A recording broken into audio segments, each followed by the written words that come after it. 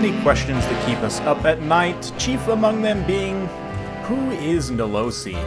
Well, I'm here to tell you, she is an amazing, amazing elven lord lady even. Dreadlord, sword and shield, with a plethora of mounts available to her. She is quite a cost-effective combatant for the Dark Elves. As the Queen of Sildrator, it looks like this time she's managed to confederate with Rakarth's faction here, coming in with a couple of Hydras, appropriately enough. We've got the Chill of Sontar plus a regular Hydra, a Siren of Red Ruin as well, Sorceress Lore of Fire. Both of these elven gals are mounted on Cold Ones, which gives them nice, cost-effective, armor-piercing, mobile option. Also got some Fear Spears, some Dark Riders, and a couple Sad Swords as well. Facing off against the edgy Ninja Rats, appropriately enough, Master Assassin, Assassin, and Escient Sorcerer, alongside Doomflayer, on loan from Clan Scryer, a whole bunch of chaff, and lots of Gutter Runner Slingers. Some poison, some without. Some Wolf Rats with poison as well. And right off the bat, you can see the poor Sorceress of Fire gets Looming Dread, just gets absolutely nuked here by fire from something. I'm guessing actually the Escient Sorcerer. I guess makes sense, lower the armor and missile resistance, and then this Warp Stars here actually does quite a bit of damage. You guys may have seen me using it recently. In a Skaven replay featuring, yeah, I think it was Ikit Claw, I want to say. Anyway. Yeah, the Hydras are going to move in here. Nice Burning Head to try and roast out some chaff, get some quick terror routes. Here comes NELOSI in the front line. Honestly, her stats are very good for the cost. She's not too expensive, but with this little constant melee attack buff, Spite through Strength, she's up to 70 melee attack on the Cold One, 400 weapon strength in total with 65 charge bonus. That is 280 armor piercing. 55 melee defense, pretty solid, but more importantly, the 115 coming in on the rare 5 modifier for armor is just that much better than 110, and actually very good. Basically anything like over 100 you should consider very good in terms of armor, and the further you go above 100, the better. Up to a point, like 160, 170 plus, like, get some diminishing returns. But anyway, NELOSI's getting in here. She's also got Deadly Onslaught and Hydra Blade. Stacking those puts her up to 700 weapon strength. Of course, 88 charge bonus as well from the Deadly Onslaught buff.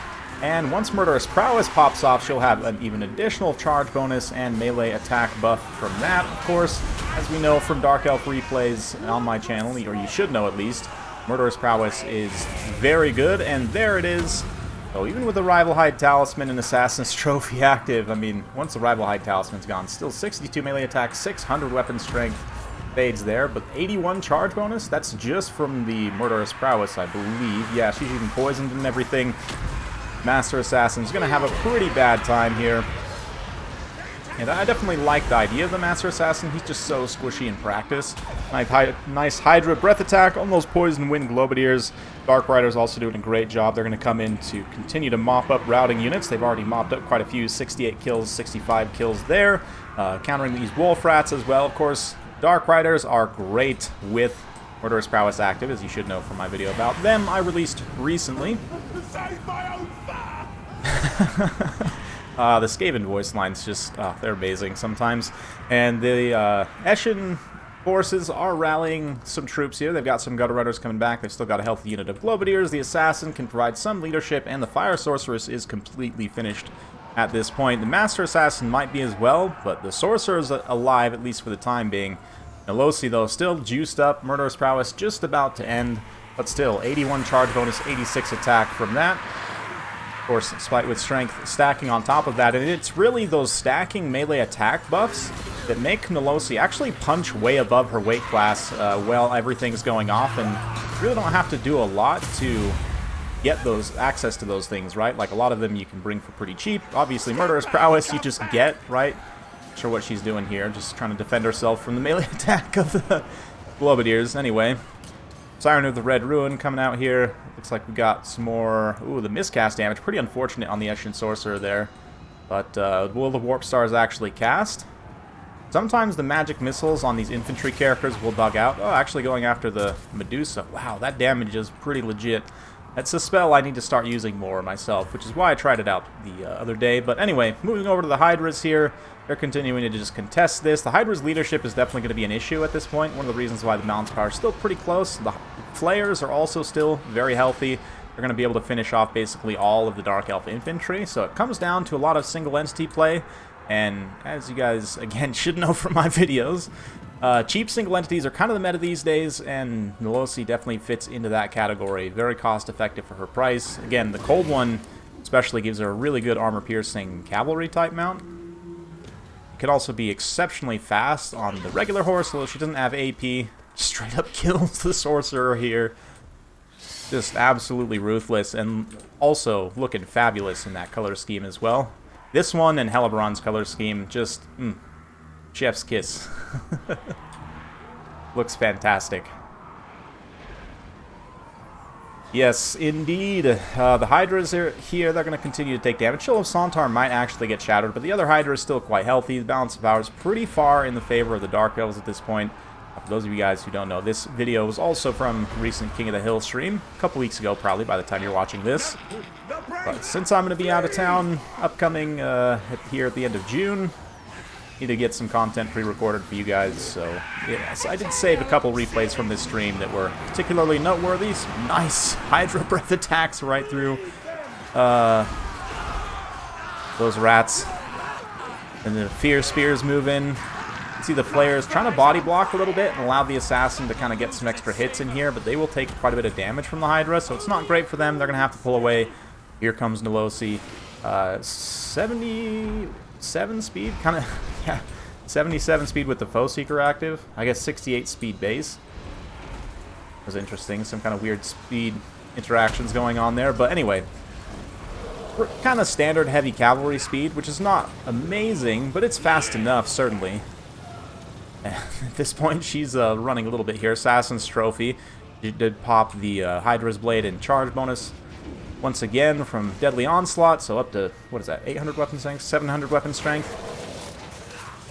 Still just doesn't want to take the engagement, which I get. You know, getting surrounded by the Flayers, they'll do an inordinate amount of damage. In the side and rear, they can do quite a bit of armor piercing with their little sweep attacks. So just getting back to the Hydra is definitely the right play, the safe play. You know, at this point in the battle, with being this far ahead on the balance power, really no need to take risks like that.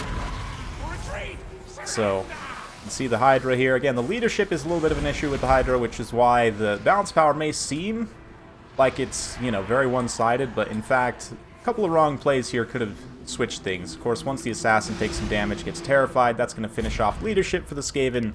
They hit army losses. So yeah, great job. This is Deadly Bunnies versus Big Pun, PE kind of civil war here. Love to see both wild builds, and I mean the whole King of the Hill stream was themed around NELOSI, and I just had some people asking. Yeah, and in terms of actual damage output, I mean I don't know if she necessarily paid for herself. We'll have to look, but definitely tanked a lot of damage and just the amount of disruption as well. The support from that +5 melee attack buff. Quite nice. The monsters all pay out. Even the Siren of the Red Ruin pays out. So kind of everything fighting with her, right, gets that extra little buff, and definitely do quite a bit. Dark Riders, again, great job of cleaning up routing units. On this side, the Master Assassin, pretty cheap, and I think that's why a lot of the value is kind of misleading here, because the value of taking out Skaven leadership on a leadership basis, like for the general leadership of the army, you know, taking out the Lord will have a disproportionate impact, even if it's a very cheap Lord like this, right? So a lot of that is kind of a little bit misleading, but still, NELOSI doing a great job here. Yeah, some of the Wolf Rats, okay, some routing units, get some good value. Also, Gutter Runners with Slingers, those that are able to continuously fire at the Hydras also generate really nice value. A lot of ranged units to try and protect, but even the Globadiers themselves do a pretty decent job as well. It's just the leadership for these Clan Eshin armies is so squishy in practice. I mean, it definitely is fun, can work sometimes, but you have to be on top of your micro to make sure they don't get caught up by more powerful single entities or fireball or whatever. But let's just talk a little bit more about NELOSI. She's got obviously a lot of different mount options. There's just the one we saw there, but Dreadlord, Sword and Shield here. So again, with the Dark Seed, you get super fast speed, still 400 weapon strength, not armor piercing, but 65 charge bonus. A really nice attack defense profile, 65 attack base, of course. It goes to 70 with strength through spite. Extra 150 points does get you some extra armor, slower speed, but you gain armor-piercing weapon strength, right? And same charge bonus, actually, which is really nice. A lot of the times these kind of armor-piercing mounts will have lower charge bonus, not always, like boars are kind of an exception. Pegasus gets you back to non-armor-piercing, an extra charge bonus, a little bit of extra HP as well, back to 90 armor. Obviously, flying, 105 speed, can be actually a pretty decent option as well. Again, and you see even with this, like, Bring Hydra Blade, she'll get a little bit more expensive. This Shield of Grond, I don't know, it's okay. Minus 12% base weapon damage isn't really super impactful, but if you have the extra gold, you can potentially bring that. Even on kind of a minimalist kit here, where Deadly Onslaught, you know, given that she has really good charge, this is potentially worth keeping, and the fact that you can actually stack it. In fact, if you're taking Hydra Blade, I would also pay for Deadly Onslaught, but if you're not taking either, then you can actually cheap her down, and just with only Strength through Spite, I mean, up on the Dark Pegasus for 1,400 points, very cost-effective, almost, yeah, 1,200 on the cold one there, so based on the kit she had, she was more like 1736, so probably didn't, yeah, definitely didn't pay for itself in terms of raw damage value, but, I mean, of course, she was very healthy, tanked a lot of damage, also took out a lot of Skaven leadership units, so there's that. Of course, you got the Dragon Mount as well, which is where the weapon strength stacking can get really out of hand. 520 weapon strength there when you stack it all together. She does not get Murderous Prowess, obviously, on the Dragon. All the other mounts she does. But, yeah, you can still get ridiculous weapon strength stacking, especially if you throw in a spell. This is something that was quite popular for a while. I think because maybe stat buffs and debuffs were not functioning correctly. I can't remember exactly the reason. But anyway, yeah, an additional 50% base and normal weapon damage from Occam's Mindrazor, or alternately, you know, you've got a lesser buff with Fire, right?